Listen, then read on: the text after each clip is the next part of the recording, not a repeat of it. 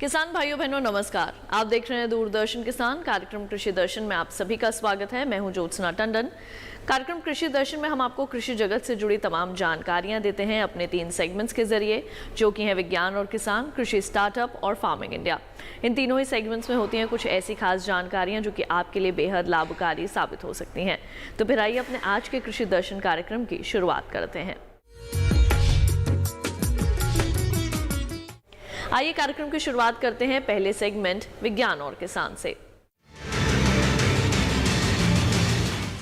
हमारे ज़्यादातर किसान प्रचलित फसलों की खेती करते हैं, जिससे कि उनकी आय सीमित रह जाती है। लेकिन अब धीरे धीरे किसानों की सोच बदल रही है और अब वे वैकल्पिक फसलों की ओर अपना रुझान दिखा रहे हैं, जिसमें एक अच्छा विकल्प है हर्बल खेती। जी हाँ, हर्बल खेती की मांग भी बाजार में है और इसका मूल्य भी अच्छा मिल जाता है। हमारी सरकार भी किसानों को हर्बल खेती के लिए न केवल प्रोत्साहित कर रही है, बल्कि अब इसे आत्मनिर्भर भारत अभियान से भी जोड़ दिया गया है। आइए दिखाते हैं इस पर आपको एक खास रिपोर्ट।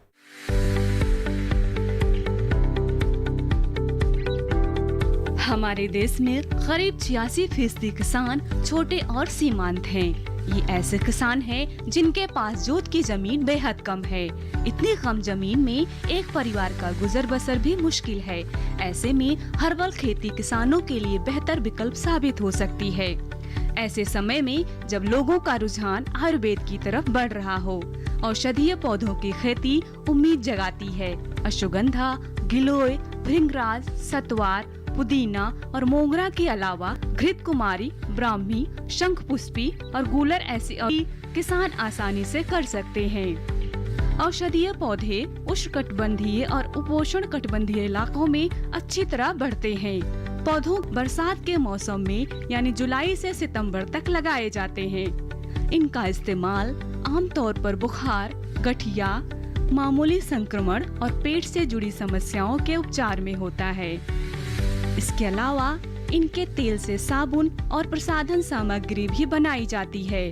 हमारे देश में प्राचीन काल से ही देसी दवाओं का महत्व रहा है और पिछले कुछ समय से आयुर्वेद की ओर बढ़ता लोगों का रुझान बेहतर भविष्य की ओर इशारा करता है।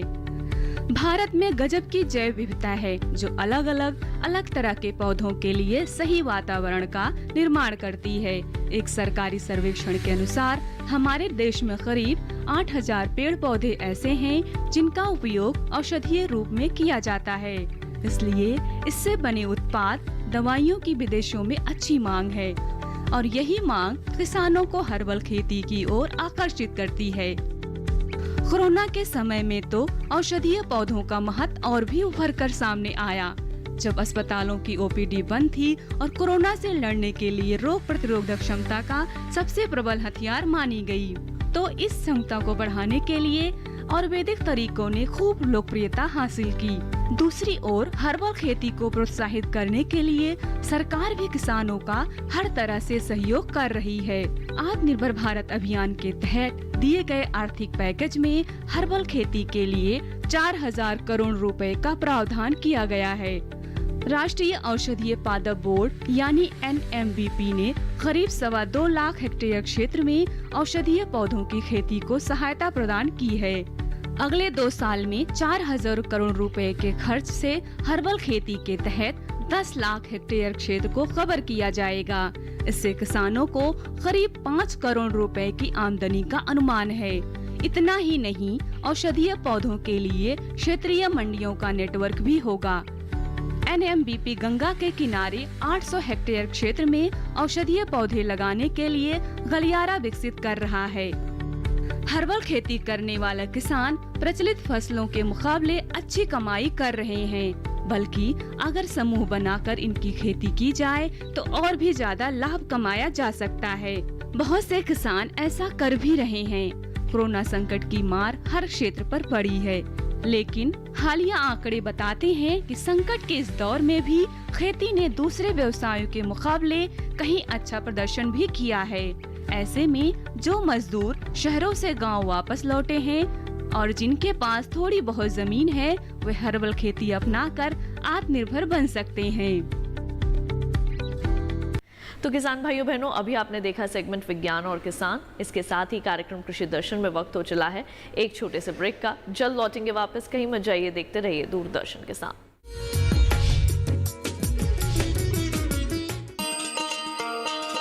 किसान भाइयों गांठ बांध लो, गांठ बांध लो, बात बहुत है काम की, समृद्धि के पैगाम की। मिट्टी के मिजाज को समझो, मिट्टी के हर राज को समझो, मिट्टी की तुम जांच कराओ, मुफ्त सॉइल हेल्थ कार्ड ले जाओ। कभी मुनासिब बीज लगाओ, सही किस्म की खाद ले आओ, जितनी जरूरी उतनी डालो, सही मात्रा खुद पहचानो, इसको अपना मंत्र बना लो, मिट्टी की सेहत को जानो। बात बहुत है काम की, कम लागत अधिक वरदान की। किसान भाइयों गांठ बांध लो, आज ही मिट्टी की जांच कराएं। राज्य सरकार के कृषि अधिकारी से संपर्क करें और मुफ्त में सॉइल हेल्थ कार्ड पाएं। कृषि और किसान कल्याण मंत्रालय द्वारा किसान हित में जारी। ब्रेक के बाद एक बार फिर आप सभी का स्वागत है कार्यक्रम कृषि दर्शन में। आइए कार्यक्रम में बढ़ते हैं आगे और अब देखेंगे सेगमेंट कृषि स्टार्टअप, जिसमें आज हम आपकी मुलाकात करवाने वाले हैं एक सफल किसान से, उत्तराबाई, जिन्होंने जैविक खेती को बढ़ावा दिया। आइए दिखाते हैं इस पर आपको एक विशेष रिपोर्ट।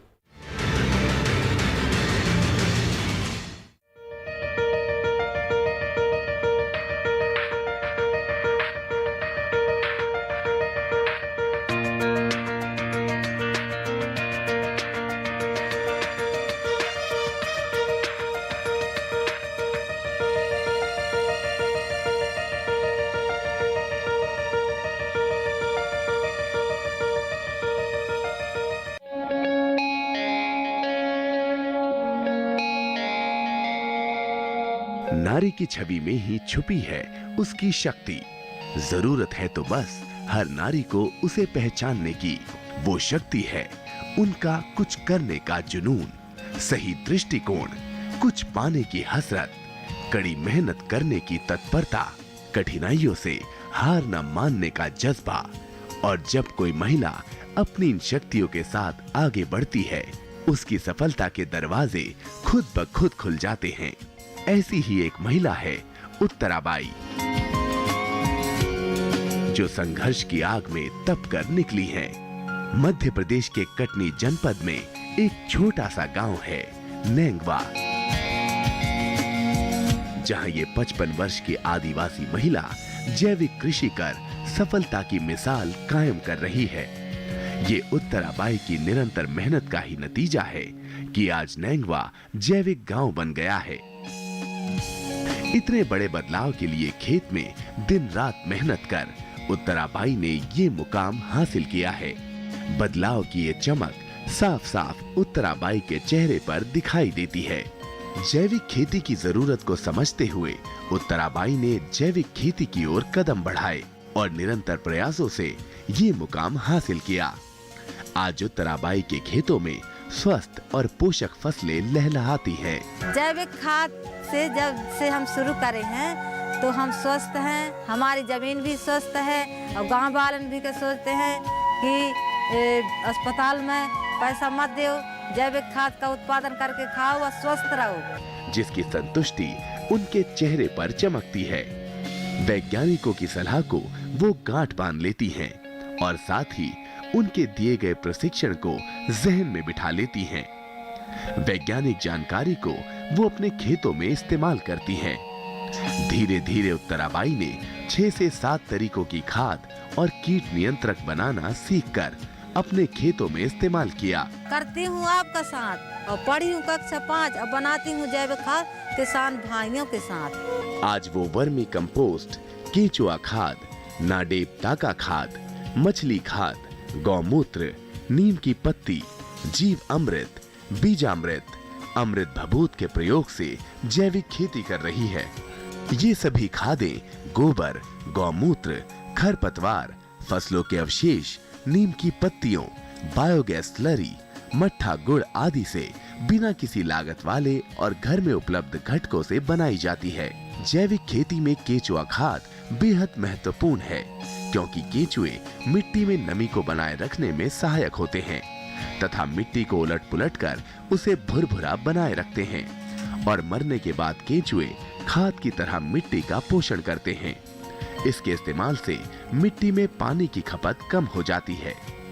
उत्तराबाई यहीं तक ही नहीं रुकी, उन्होंने अपने घर पर बायोगैस प्लांट भी लगवा रखा है जिसे वो ईंधन के रूप में अपने घर के चूल्हे में इस्तेमाल करती हैं।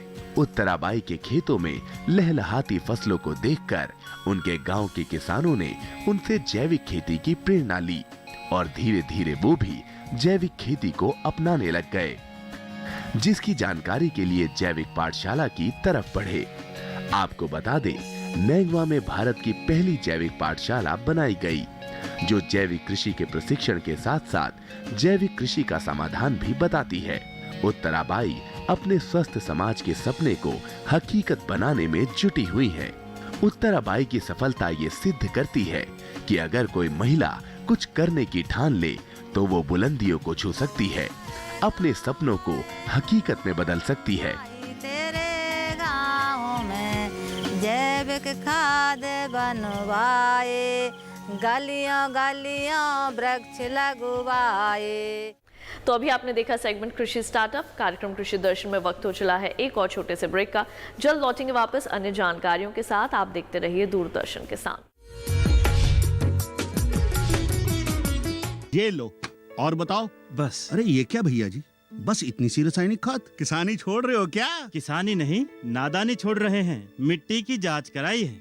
अब तो लाला जी जितनी जरूरत है उतने ही उर्वरक खेत में डालेंगे। हाँ, किसान भाई आज ही अपने जिले की नजदीकी भूमि परीक्षण प्रयोगशाला में मिट्टी की जांच जरूर करवाएं और मिट्टी में पोषक तत्व, नमी व पौधे के विकास को देखते हुए केवल जरूरत के अनुसार ही पोषक तत्व डालें। और हाँ, मिट्टी में गंधक, जस्ता, बोरोन जैसे सूक्ष्म पोषक तत्वों का पता लगाना भी न भूलें। उर्वरक और जैविक खाद के सही उपयोग से भूमि का उपजाऊपन बनाए रखें, उत्पादकता बढ़ाएं, खर्चा घटाएं और बहुमूल्य विदेशी मुद्रा बचाने में भी सहयोग दें। और हाँ, धीमी गति से नाइट्रोजन उपलब्ध कराने वाले उर्वरकों जैसे नीम लेपित यूरिया को प्राथमिकता दें और यूरिया का पत्तों पर छिड़काव करें। अरे वाह, तू तो सचमुच समझदार हो गया रे। अधिक जानकारी के लिए संपर्क करें जिला कृषि अधिकारी या किसान कॉल सेंटर। मुझे क्या सुनाना चाहते हो? जो सुनाओ मेरी सौतन को। किसको? अरे वही तुम्हारा मोबाइल फोन जिससे सुबह शाम दिन रात चिपके रहते थे और कहते थे किसान कॉल सेंटर से बातें हो रही हैं। अच्छा ये बात है। हाँ, क्यों, क्या हुआ? अब बात नहीं होती क्या? अब तो झट से बात हो जाती है। ऐसा क्या? हाँ, अब तो ज्यादा लाइनें और खास तकनीक के कारण खेती के माहिरों से तुरंत बात हो जाती है। और अगर कभी लाइन व्यस्त हो तो अपनी समस्या फोन पर रिकॉर्ड करा दो, वहाँ से फोन आ जाता है और समस्या की हल का मैसेज भी आ जाता है। ये देखो आ गया। अरे वाह, इसका मतलब इंतजार की घड़ी अब खत्म। हाँ, तभी मैं सोचूं कि आजकल मुझ पर इतना प्यार क्यों आ रहा है। कृषि संबंधी समस्याओं का अपनी भाषा में तुरंत हल पाने के लिए पूरे भारत में किसी भी फोन से हेल्पलाइन नंबर पर संपर्क करें। किसानों का दोस्त किसान कॉल सेंटर। ब्रेक के बाद एक बार फिर आप सभी का स्वागत है कार्यक्रम कृषि दर्शन में। आइए कार्यक्रम को बढ़ाते हैं आगे और अब देखेंगे सेगमेंट फार्मिंग इंडिया। किसान भाइयों बहनों, यूँ तो पान का इस्तेमाल हम कई कार्यों के लिए करते हैं, लेकिन क्या आप जानते हैं कि पान एक हर्बल पौधा है? अगर नहीं तो हम आपको बताएंगे पान के बारे में कुछ ऐसी दिलचस्प जानकारियां जो कि आपके लिए काफ़ी सहायक साबित हो सकती हैं। साथ ही आपको ये भी बताएंगे कि किस तरह से आप इसका व्यवसाय करके अपनी आमदनी में भी वृद्धि कर सकते हैं। इसके साथ ही मुलाकात करवाएंगे कुछ ऐसे किसानों से जो कि पान का व्यवसाय करके अच्छी आय अर्जित कर रहे हैं।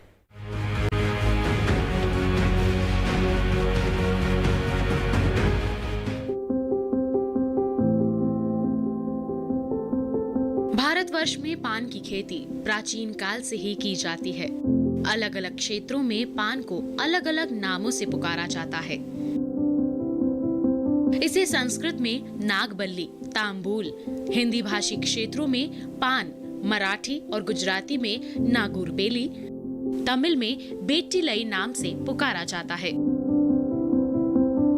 पान एक बहुवर्षीय बेल है जिसका उपयोग हमारे देश में पूजा पाठ के साथ साथ खाने में भी किया जाता है। पान से निकली लार पाचन क्रिया को तेज करती है, जिससे भोजन आसानी से पचता है। साथ ही शरीर में स्फूर्ति बनी रहती है। भारत में पान की खेती लगभग 50,000 हेक्टेयर में की जाती है। इसके अतिरिक्त पान की खेती Bangladesh, Sri Lanka, Malaysia, Singapore, Thailand, Philippines आदि में भी सफलतापूर्वक की जाती है। हमारे देश में पान की खेती अलग अलग क्षेत्रों में अलग अलग प्रकार से की जाती है। जैसे कि दक्षिण भारत में जहां वर्षा और आर्द्रता अधिक होती है, पान प्राकृतिक परिस्थितियों में उगाया जाता है। इसी प्रकार पूर्वोत्तर भारत में जहां वर्षा अधिक होती है और तापमान सामान्य रहता है, वहां भी पान की खेती प्राकृतिक रूप से की जाती है। पूर्वोत्तर भारत का एक छोटा सा राज्य मणिपुर, जहां पर विभिन्न प्रकार के वातावरण के कारण कई प्रकार की फसलें उगाई जाती हैं, जिनमें से एक है पान। यहाँ के किसान विशेष रूप से रबड़, सुपारी, नारियल, पान आदि की खेती करते हैं।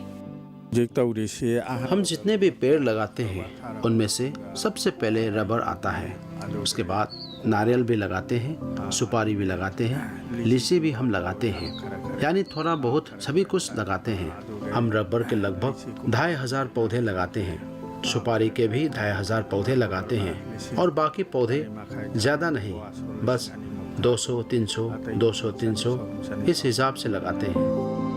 उच्च गुणवत्ता वाले पान की खेती के लिए जलवायु की परिस्थितियां एक महत्वपूर्ण कारक हैं। इसमें पान की खेती के लिए उचित तापमान, आर्द्रता, प्रकाश, छाया, हवा की स्थिति, मिट्टी आदि महत्वपूर्ण कारक हैं। मणिपुर की जीरू नदी के पास एक छोटा सा गांव है बाबूकुल, जहां कई किसान पान की खेती कर रहे हैं। हमारे इस गांव में जो लोग हैं वो पान के पत्ते का उत्पादन करते हैं और अपनी आजीविका कमाते हैं। हम पान के पत्तों को जून जुलाई के महीने में लगाते हैं, जब बहुत ज़्यादा बारिश होती है। ये पान के पत्तों के लिए अच्छा समय है। अगस्त के महीने में जब बारिश कम होती है, तब हम पत्तों को बढ़ने के लिए समय देते हैं और ये हमें दुर्गा पूजा से पहले खत्म करना पड़ता है। यहाँ पर जो पत्ते दिख रहे हैं वो खासी प्रकार के हैं। खासी पत्ते जो हैं वो पहाड़ी इलाकों में यानी जीरी से इम्फाल जाने के बीच जो तमेलुंग जिला है उसके दाएं बाएं के पहाड़ों में ये पत्ते उगाना सबसे ज़्यादा मुनाफिक है। यानी इस पत्ते को जितना छांव चाहिए या पानी चाहिए या सूरज की किरणें चाहिए वो यहाँ मिलता है। पान की खेती से पहले किसान इसकी तैयारी कर ले। बरेजा बनाने से पहले किसान खेत की जुताई कर ले। मई और जून के महीने में किसान ये कर सकते हैं। जुताई के बाद किसान खेत को खुला छोड़ दे, जिससे कि तेज धूप से मिट्टी में मौजूद कीड़े मकोड़े खत्म हो जाएं। इसके बाद अगस्त में किसान खेत की जुताई करके खेत खुला छोड़ दे। बरेजा बनाने से पहले 25 दिन पहले किसान आखिरी जुताई कर ले।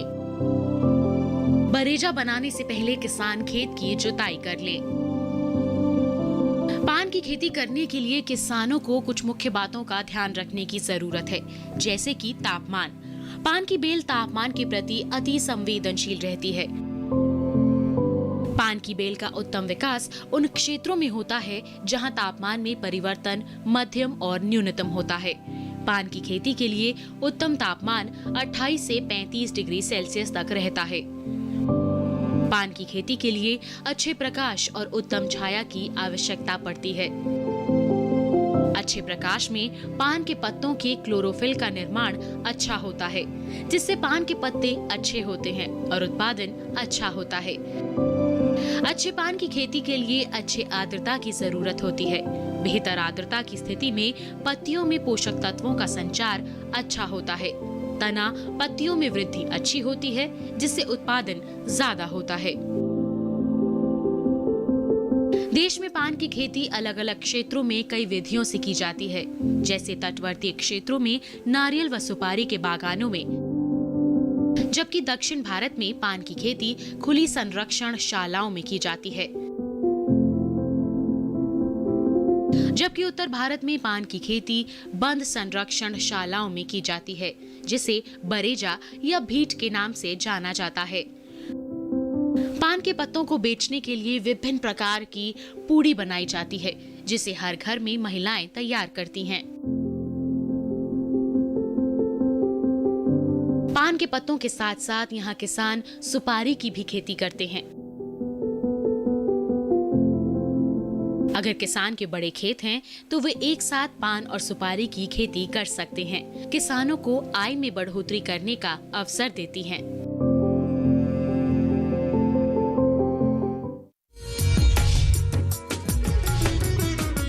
तो किसान भाइयों बहनों, अब समय हुआ है कृषि कैलेंडर का, जिसमें हम आपको वर्तमान समय में किए जाने वाले कृषि कार्यों के बारे में बताते हैं। आज हम आपको सितंबर माह में किस तरह आप कर सकते हैं गाजर की बुआई, इसके संबंध में देंगे तमाम जानकारियां। गाजर की देसी किस्मों के लिए सितंबर का सही माह माना जाता है। सितंबर माह में किसान भाई गाजर की बुआई कर सकते हैं। गाजर की जड़ों के अच्छे विकास के लिए गहरी, नर्म और चिकनी मिट्टी की जरूरत होती है। फसल के अच्छे विकास के लिए बीज की गहराई 1.5 सेंटीमीटर होनी चाहिए। बिजाई से पहले बीजों को 12 से 24 घंटे पानी में भिगो दें। इससे बीज के अंकुरन में वृद्धि होगी। अब किसान भाइयों बहनों, आइए रुक कर लेते हैं हमारे कृषि विशेषज्ञ का और जानते हैं उनसे कुछ कृषि कार्यों के बारे में। खरपतवारों के नियंत्रण के लिए मैं, क्योंकि सब्जी की फसल है, तो मैं अनुरोध करूंगा कि हमारे किसान भाई जो इंटीग्रेटेड वीड मैनेजमेंट है, जो खरपतवारों का एकीकृत नियंत्रण है, उसको प्रयोग करें। ज़्यादातर ऐसा करें कि उसमें अगर हाथ से निकाई गुड़ाई करके अगर उसको कर सकें, या फसल बोने से पहले एक बार सिंचाई करके और पुनः फिर उसकी जुताई करें खेत की, तो बहुत सारे खरपतवार ख़त्म हो जाते हैं। खरीफ में थोड़ी सी खरपतवारों की ज़्यादा ज़रूरत होती है, तो आवश्यकता अनुसार इसको निकाई गुड़ाई इसके करें, तो आपको इससे अच्छी पैदावार मिल सकती है। इसकी तुड़ाई लगभग, जो इसकी फलियाँ होती हैं वो लगभग प्रजाति के अनुसार लगभग 90 दिन में तैयार हो जाती हैं, फलियां तोड़ने योग्य हो जाती हैं। और अगर आप दाने की फसल लेना चाहते हैं तो 1-2 महीने आपको इंतज़ार करना पड़ेगा। जब ये पक जाए तो बाकी फल, जैसे और दलहनी फसलों की तुड़ाई फलियों की करके इसकी पूरी कटाई करते हैं, और कटाई करने के बाद इसकी मड़ाई कर लेते हैं। तो इस प्रकार हम देखते हैं ये एक बहुउद्देशीय फसल है, और इसमें अगर हमारे किसान भाई इसकी सही से खेती करें तो एक अच्छी आय प्राप्त कर सकते हैं, और हमारे खाने में प्रोटीन की मात्रा बढ़ा सकते हैं, क्योंकि जितनी भी ये बीन्स होती हैं इनमें प्रोटीन की मात्रा ज़्यादा होती है, और तो सब्जियों में ये बीन्स का प्रयोग करके हम प्रोटीन की मात्रा बढ़ा सकते हैं। तो इस प्रकार भोजन भी गुणवत्ता युक्त होगा और हमारे किसान भाइयों को भी फायदा मिलेगा।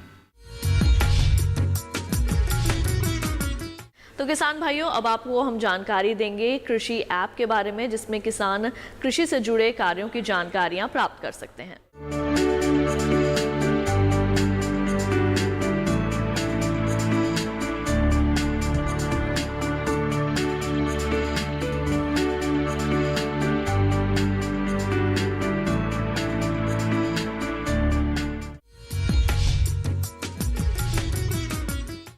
कृषि दर्शन में अब समय हो गया है कि आपके ट्विटर मैसेजेस को शामिल किया जाए।